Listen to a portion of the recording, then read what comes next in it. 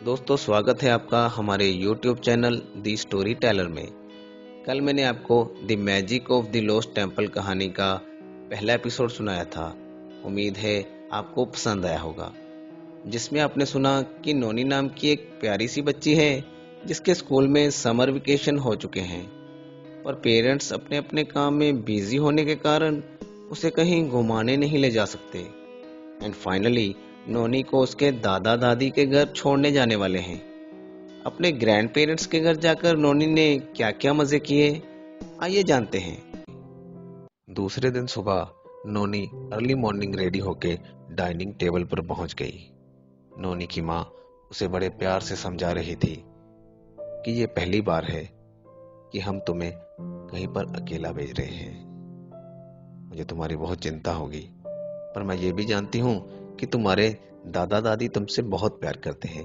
वो तुम्हारा पूरा ध्यान रखेंगे, पर तुम भी उन्हें परेशान नहीं करोगी, अपनी दादी का हाथ बटाओगी ना। नोनी ख्यालों में खोई हुई थी। उसने झूमते हुए हाँ में सर हिलाया। और एक बहुत जरूरी बात, मेरी बात ध्यान से सुनो। एक बात का ख्याल रखना कि तुम वहां पर सिर्फ उबला हुआ पानी ही पियोगी, कहीं से भी उठाकर पानी पीने मत बैठ जाना। मैं और पिताजी तुम्हें हर रोज फोन किया करेंगे, अपना ख्याल रखना। इतना कहने के बाद उषा ने नोनी को गले लगा लिया। उषा ने भरी हुई आवाज में नोनी से कहा, मैं तुम्हारे लिए दिल्ली से क्या लेकर आऊं। नोनी समझ चुकी थी कि उसकी माँ उसे दूर भेजना नहीं चाहती। ऐसे करने में जरूर उसकी कोई ना कोई मजबूरी है। इतने में नोनी के पापा भी आ जाते हैं। नोनी की माँ उन्हें एक बास्केट देते हुए कहती है कि इसमें मैंने माँ बाबा के लिए कुछ सामान रखा है, इसे याद से साथ ले जाना, ठीक है। रास्ते का सफर काफी लंबा था और बोर ना होना पड़े, इसलिए नोनी के पिता अपने एक दोस्त विवेक को भी साथ लेकर जा रहे थे। शेखर, विवेक और नोनी तीनों गाड़ी में बैठकर सोमनहल्ली के लिए निकल पड़े। नोनी इससे पहले कभी इतनी जल्दी नहीं उठी थी। कार की पिछली सीट पर बैठे हुए उसे नींद आ रही थी। डॉक्टर शेखर के दोस्त विवेक ने कहा, यहाँ पास ही में हरिहरा गांव है, वहां मेरा एक कजन रहता है। अगर आप चाहो तो हम वहां जाकर आराम कर सकते हैं। कुछ देर चलने के बाद शेखर और विवेक आपस में बातें करने लगे। अच्छा शेखर, तुम अपने फैमिली बैकग्राउंड के बारे में कुछ बताओ। शेखर, हमारा परिवार 3 भाइयों और उनकी फैमिलीज का इकट्ठा परिवार था। मेरे दोनों चाचाओं के 4 बच्चे थे। केवल मैं अपने माता पिता का इकलौता बेटा हूं। मेरी माँ घर में सबसे छोटी बहू थी, इसीलिए पूरे परिवार का खाना बनाने की जिम्मेदारी मेरी माँ की हुआ करती थी। हमारा परिवार बहुत गरीब था। हमें हर रोज पोहा या उपमा ही खाने को मिलता था। इडली या डोसा तो कभी कभार ही घर में बना करता था, वो भी तब जब मैं बहुत जिद करता, शिकायत करता। मेरी माँ अक्सर कहा करती थी कि जॉइंट फैमिली में किसी एक की पसंद का खाना नहीं बना करता बेटा, सिर्फ वो ही बनेगा जो सब खा सके। मुझे इस बात से बहुत चिढ़ हुआ करती थी। इतना सुनने के बाद विवेक हंसते हुए शेखर से कहने लगा, अच्छा तो इसीलिए तुम कभी ऑफिस पार्टीज में उपमा को हाथ ही नहीं लगाते। शेखर, हाँ बिल्कुल, मैंने उषा को भी कह रखा है, नोनी जो भी चाहे उसे मिलना चाहिए, वो जो खाना चाहे उसे मिलना चाहिए, फिर वो हमारी पहुंच में हो या ना हो। सही बात है यार, मेरे साथ भी कुछ ऐसा ही हुआ करता था बचपन में। हमारे घर में लड़कियों को लड़कों से ज्यादा आजादी मिलती थी। घर के सभी लड़कों को एक ही रंग व डिजाइन की ड्रेसेस पहनने को मिलती थी। मुझे तो ऐसा लगता था जैसे स्कूल में तो हम लोग एक ड्रेस पहनते ही हैं स्कूल के साथ साथ घर में भी हमारे लिए एक ड्रेस तैयार करके रखी हो। शेखर, अगर मैं सच बताऊं तो मुझे जॉइंट फैमिलीज में रहना पसंद ही नहीं। मैं पढ़ाई में काफी अच्छा था, पर मेरे बाकी कजन बिल्कुल अच्छे नहीं थे। फिर भी हमें एक ही स्कूल में पढ़ना पड़ता था। मेरे बार बार रिक्वेस्ट करने के बाद ही मेरे माता पिता ने मुझे कन्नड़ स्कूल से इंग्लिश स्कूल में दाखिल करवाया था। मैंने अपनी graduation Karnataka medical college Hubli से की थी और पोस्ट ग्रेजुएशन मैंने बेंगलोर से की। मैं हमेशा बड़े शहर में रहना चाहता था। बड़े शहरों में बहुत अवसर होते हैं।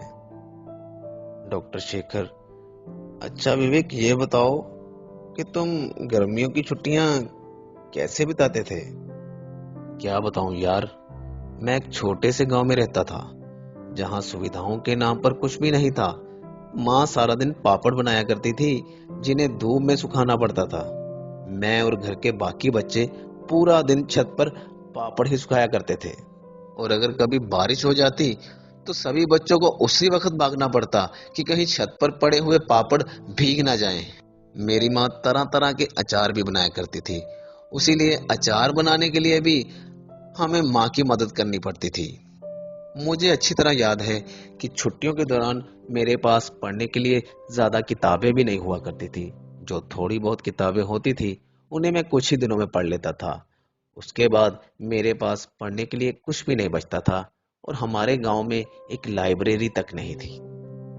एक बार मेरे पिताजी ने मुझे एक डिक्शनरी लेकर दी थी। मैं बड़े चाव से पूरी छुट्टियां उसी को पढ़ता रहा। मुझे पढ़ता हुआ देखकर गांव के बहुत से लोग चिट्ठियां लिखवाने आ जाया करते थे। शेखर ने बैक सीट की ओर देखा तो नोनी जाग चुकी थी। नोनी, क्या तुम कुछ खाना पसंद करोगी? तुम्हें भूख लग रही होगी। नहीं पापा, मुझे भूख नहीं, नोनी ने जवाब दिया। अच्छा शेखर, तुम्हें गांव की याद तो आती होगी ना? विवेक ने शेखर से पूछा। शेखर, नहीं, मेरे जितने भी भाई बहन हैं उनमें से ज्यादातर तो गांव छोड़कर जा चुके हैं और जो अभी रह भी रहे होंगे वो छोटी मोटी नौकरियां करके ही गुजारा कर रहे हैं। गांव में रहने वाले ज्यादातर लोग अपने खेत जमीन बेच रहे हैं, पर मेरे पिताजी अपने खेत और घर बेचना नहीं चाहते। पर मैं यहाँ रह नहीं सकता, कभी नहीं। विवेक, यहाँ पर कुछ भी नहीं है, ना बिजली, ना पढ़ाई, ना सुविधाएं, ना तरक्की, कुछ भी नहीं। भविष्य के नाम पर यहाँ कुछ भी नहीं है विवेक। विवेक, अच्छा वैसे तुम्हारे पापा गांव में करते क्या है शेखर?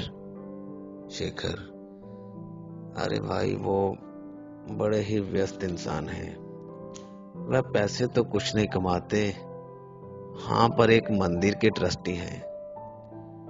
गांव में जब भी कोई शादी होती है सबसे पहले नवविवाहित उनसे ही आशीर्वाद लेने के लिए आते हैं। उनके पास कुछ गायें भी हैं जो नाम मात्र ही दूध देती हैं। उससे ज्यादा तो उनकी देखरेख पर खर्च हो जाता है। वह केले की खेती भी करते हैं और पकने के बाद उन्हें गांव के बच्चों में ही बांट देते हैं। उन्होंने कुछ मजदूर भी काम के लिए रखे हुए हैं जिन्हें वो अच्छी खासी तनख्वाह भी देते हैं। माँ का भी यही हिसाब है। घर में वो केवल 2 लोग हैं, पर माँ हमेशा 10-12 लोगों का खाना बनाकर रखती है। बातें करते हुए पता ही नहीं चला कि वह सोमनहल्ली पहुंच चुके थे। जैसे ही गाड़ी घर के सामने पहुंची, एक बहुत बड़ी भीड़ उनका इंतजार कर रही थी। काफी सारे लोग अपने गांव के डॉक्टर बाबू से मिलने आए थे। नोनी भीड़ को चीरती हुई अपनी दादी की ओर बढ़ी। दादी ने बड़े प्यार से नोनी को गले लगा लिया। नोनी ने देखा कि दादी की आंखों में पानी था। बात को पलटते हुए नोनी की दादी नोनी को महादेव से मिलवाती है। नोनी, ये महादेव है नोनी। ये हमारे साथ ही रहता है। ये पढ़ लिख कर अपना व्यवसाय शुरू करना चाहता है नोनी। व्यव व्यव दादी, ये व्यव क्या? बिजनेस। शेखर ने हंसते हुए नोनी को इशारा किया। गाड़ी से सामान उतारते हुए महादेव ने अम्मा से कहा, अम्मा, ये सामान कहाँ रखना है?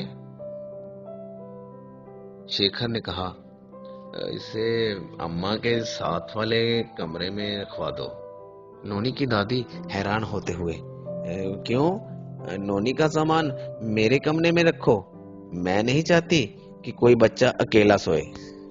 शेखर, अम्मा, नोनी घर में भी अकेली ही सोती है। सोती होगी, लेकिन यहाँ ऐसा नहीं चलेगा। ये सोमनहल्ली है, तुम्हारा बेंगलोर नहीं। नोनी, मैं तुम्हें बहुत सारी कहानियां सुनाऊंगी, ठीक है ना? नोनी ने हंसते हुए हाँ में हामी भर दी।